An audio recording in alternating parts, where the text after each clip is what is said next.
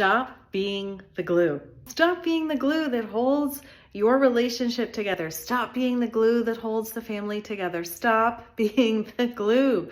Because when you're the glue, guess what?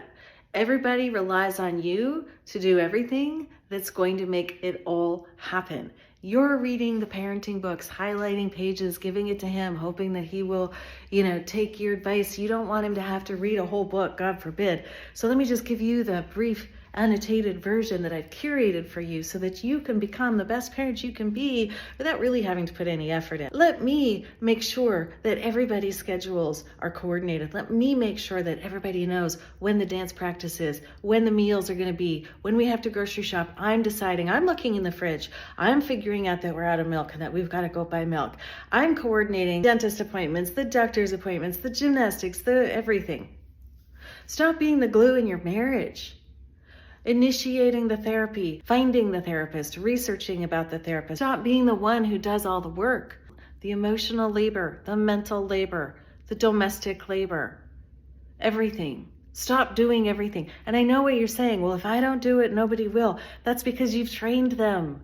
You've trained them to expect that you will do it all. If you never have higher expectations, nobody's going to do it on their own. They're not going to rise to meet you. They don't want you to start setting boundaries. They don't want you to stop being the glue because that's going to require more of them. But when you say fuck it and you let it all drop and you just do you and you do your responsibilities and you make it clear that you're not going to fill the gaps anymore, you're not going to be the buffer anymore, you're not going to sweep everyone's mess up anymore, you're not going to hide his behavior anymore. Like when you let it all fall and you just do you, then you're being in an honest place.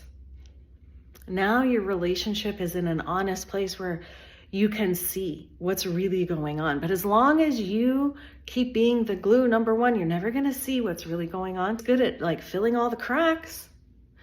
So when you stop filling all the cracks, you get to see the cracks for what they are. And then you're in an honest place.